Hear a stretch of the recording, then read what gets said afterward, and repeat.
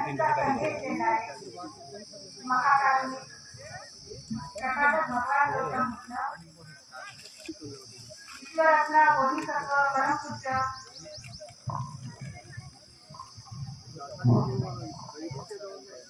Doctor Babasaheb Ambedkar समस्त मानव जातीच्या कल्याणासाठी झटणाऱ्या समस्त मानवाच्या जीवानंदाचे आजच्या या अतिशय कार्यक्रमात लाभलेले अध्यक्ष सन्माननीय मुख्याध्यापक प्रमुख मार्गदर्शक म्हणून लाभलेले सन्माननीय राज्याध्यक्ष सन्माननीय टीके सर सन्माननीय पाटील सर आदरणीय विद्यार्थी उपस्थित रामायण गौतम महिला मंडळाचे सर्व पदाधिकारी सदस्य धर्म उपासक उपासिका उपस्थित सर्वांना माझा मैत्रीपूर्ण जयभीम नमो बुद्धा तुम्हा सर्वांना मी या महिला पौर्णिमेच्या खूप खूप शुभेच्छा देते आणि मी या आजच्या माझ्या मार्गदर्शनाला सुरुवात करते आहे. बौद्ध जीवन मार्ग भगवान बुद्धांनी सांगितलेला मध्यम मार्ग आणि अत्याधिक मार्ग आम्ही आजच्या मार्गदर्शनाचा विषय निवडलेला आहे. बाबासाहेबांनी 14 ऑक्टोबर 1956 22 प्रतिज्ञा दिल्या. त्यामध्ये मी भगवान बुद्धांनी सांगितलेल्या आर्य अष्टांगिक मार्गाचा अवलंब करण्याचा संदेश दिलेला आहे. तर त्या आर्य अष्टांगिक मार्गामध्ये सम्यक संकल्प सम्यक म्हणजे परिपूर्ण उच्च दर्जाचा पवित्र निष्कलंक आणि संकल्प म्हणजे मनाचा निर्धार. तर आज या त्रिभुवनी पौर्णिमेच्या निमित्ताने आजच्या या दिवशी भगवान बुद्धाचा जन्म त्यांना ज्ञानप्राप्ती आणि महापरिनिर्वाण झालं म्हणून या पौर्णिमेला त्रिभुवनी पौर्णिमा असे संबोधतात. आपण या त्रिभुवनी पौर्णिमेच्या निमित्ताने सम्यक संकल्प करूया. सम्यक म्हणजे कुशल मार्गाच्या दिशेने मनाचा निर्धार, परिपूर्ण असा मनाचा निर्धार. भगवान बुद्धाच्या धर्माचा केंद्रबिंदू फक्त मनुष्य आहे आणि मनुष्य आणि मनुष्याचे वर्तन आर्य अष्टांगिक मार्ग हा कोणत्याही जाती धर्माची बात नाही, तो प्राथमिक मार्ग आहे. ज्याला ज्याला दुःखातून मुक्ती पाहिजे असेल त्यांनी या मार्गाचा अवलंब करावा. त्या सम्यक संकल्पामध्ये आज आपण संकल्प करूया आपल्या सद्गुणांचा, आपल्या योग्य वर्तनाचा. मग हे सद्गुण कोणते? तर बुद्धांनी सांगितलेल्या 10 पारमिता हे सद्गुण आहे. पारमिता म्हणजे पार करण्याचे साधन. मग पार करायचे दुःख पार करण्याचे साधन म्हणजे पारमिता. पारमिता म्हणजे सद्गुण. पारमिता म्हणजे योग्य दिशेने जाण्याचा मार्ग. तर या पारमिता 10 आहेत. हे 10 सद्गुण आहेत. दान, शील, धैर्य, नैष्कर्म्य, उपेक्षा, सत्य, शांती, करुणा, मैत्री आणि अधिष्ठान या 10 गुणांचा आपण या पौर्णिमेच्या निमित्ताने संकल्प करूया. तर सर्वात पहिला सद्गुण आहे दान. अध्यात्मामध्ये दानाला खूप महत्त्व दिले गेले आहे. मग दानाचा अर्थ काय? दान म्हणजे काय? तुम्ही शांतपणे मला ऐकून घ्या. एवढी तुमच्याकडून माफी अपेक्षा करते.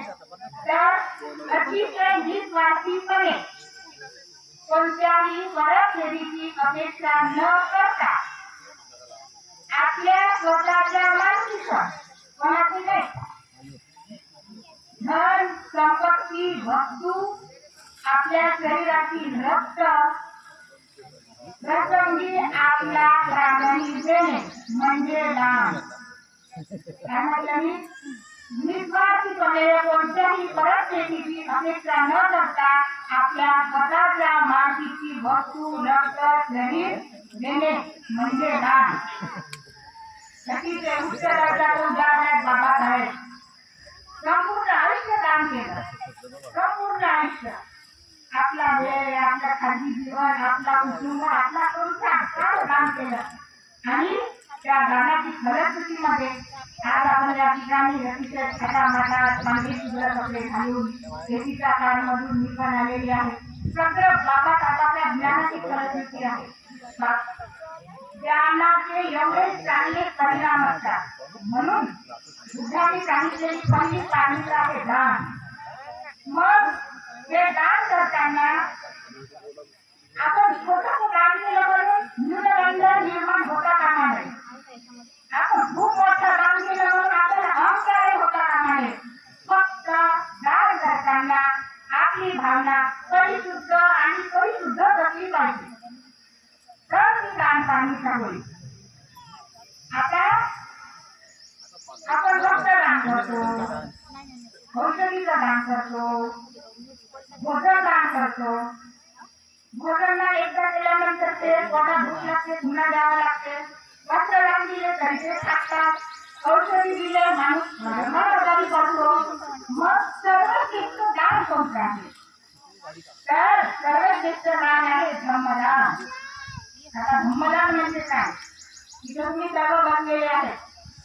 33 प्रकारच्या महामंगलसूत्रामध्ये सांगितले आहे काले न धम्म करण एतम मंगल उत्तम. काले न धम्म करण वेळोवेळी धम्मश्रवण करणे हे उत्तम मंगल आहे. तुम्ही या ठिकाणी धम्मश्रवण करत आहात, सुंदर धम्म करत आहात, एवढा सुंदर कार्यक्रम आयोजित केलेला आहे. दान आहे, धम्माचा प्रचार प्रसार दान आहे. तर धम्मदान आहे. धम्मदान त्याला म्हणायचं एखादी व्यक्ती जर खूप दुःखी असेल, दुःखाने व्याकुळ झालेली असेल, ते ती सदाच्या चांगल्या समाधीच्या मार्गापासून भरकटलेली असेल, तिला आपण बुद्धाच्या दुःखमुक्तीचा मार्ग सांगून दुःखमुक्त करण्याचे सर्वश्रेष्ठ दान आहे म्हणजे धम्मदान आहे. आपण दान करताना दान करण्याच्या आधी आनंदीतच असलं पाहिजे. दान देतानाही आपण आनंदीतच असलं पाहिजे आणि दान दिल्यानंतरही आपण आनंदीतच असलं पाहिजे. केवळ शुद्ध भावनेने दान केले पाहिजे तर ती आपली दानकांडिका म्हणजे तो सद्गुण आपण आपल्या अंगी जाणवला असं म्हणता येईल. दान हा सद्गुण आपल्याला समजते, समोर जाते. त्यानंतर आपल्याला दुसरा सद्गुण आपल्या अंगी जाणवण्याचा प्रयत्न करायचा आहे, तो म्हणजे शील.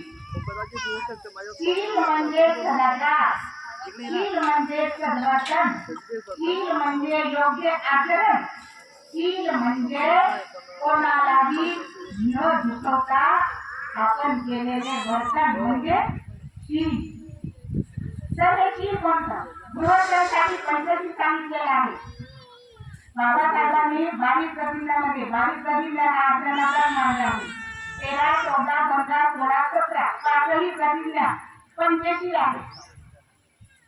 प्राणाची पाता वेरमणी, शरीर दाना वेरमणी, कामिक मिथ्याचारा वेरमणी, मूर्खवादा वेरमणी आणि सुरा मेरे मज प्रमाद खाना वेरमणी हे शील आहे. 13वी प्रतिज्ञा पण आहे, मी सर्व प्राणी मात्रांवर दया करीन आणि त्यांचे लालन पालन करीन. सर्व प्राणी मात्र, केवळ मनुष्य प्राणी नाही, सगळे पृथ्वी तलावर राहणारे सगळे प्राणी, आकाशात उडणारे, पाण्यात राहणारे, जमिनीवर राहणारे सगळे प्राणी, या सगळ्या प्राणी मात्रावर मी दया करीन आणि त्यांचे लालन पालन करीन. सर्व प्राणी मात्रांविषयी मैत्री भाव केली हे पहिलं शील आहे. प्राणाची पाता वेरमणी, अभिष्ट दाना. अभिष्ट दानाचा अर्थ आहे जे दिलं नाही ते घेणे म्हणजे चोरी. जे दिलं नाही ते घेणे, मी चोरी करणार नाही, कारण त्याचा परिणाम फक्त आणि फक्त दुःख आहे. एखादा चोर चोरी करतो, त्याला भीती वाटते, मी पोलिसांना सापडायचं नाही, मला कोणी पकडायचं नाही, पकडलं तर मला माफीचं नाही, मला कोणतीचं नाही, याचा परिणाम फक्त दुःख आहे. अभिष्ट दाना. त्यानंतर आहे कामे मिथ्याचार, मी व्यभिचार विचार करणार नाही. चौथं शील आहे मुसावादा. महत्वाचं, सगळ्यात महत्वाचे आहे. कसं? खोटे बोलणार नाही. त्यामध्ये आणखी 4 गोष्टी येतात.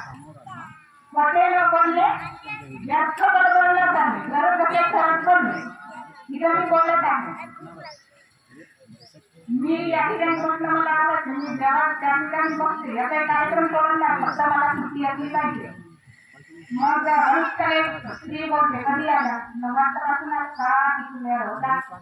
दुसरी म्हणते कसं म्हणून लवकर नाही या.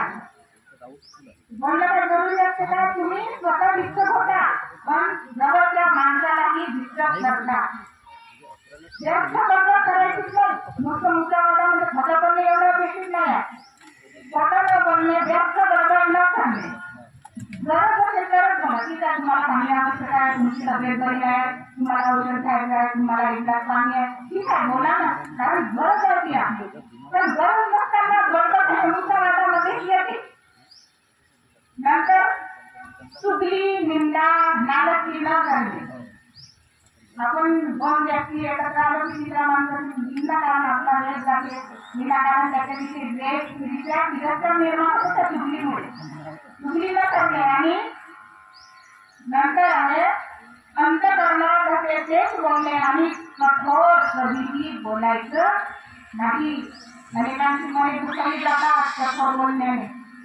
जुने लोक म्हणतात, मारलेला मारली करतो पण बोललेले शब्द विसरत नाही. एवढं महत्वाचं केला मुद्दावादा म्हणून.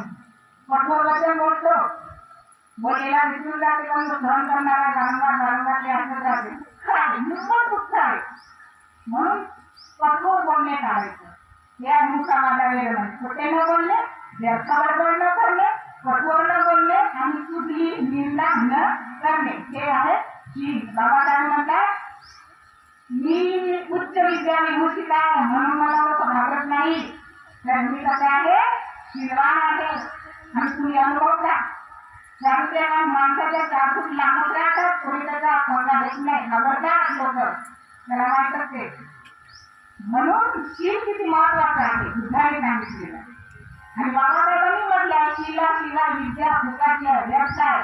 तुमच्यामध्ये खूप विद्वत्ता असेल, खूप ज्ञान असेल, पण तुमच्यामध्ये जर शील नसेल, सद्गुण नसेल, तर त्या शीलाचा वापर तुम्ही इतरांच्या कल्याणासाठी कधीच नाही करू शकणार. कधीच नाही. एवढं शीलाला महत्व आहे. म्हणून आजच्या या विठुरी पौर्णिमेच्या निमित्ताने आपण दुसरा सद्गुण आपल्या अंगी बांधवण्याचा प्रयत्न केला पाहिजे. तो म्हणजे शील. दान आणि शील हे 2 सद्गुण म्हटलेले आहेत. त्यानंतर मी आणखी पुढे जाते. तिसरा सद्गुण, तिसरी पारमिता ती आहे वीर्य. वीर्य म्हणजे योग्य प्रयत्न.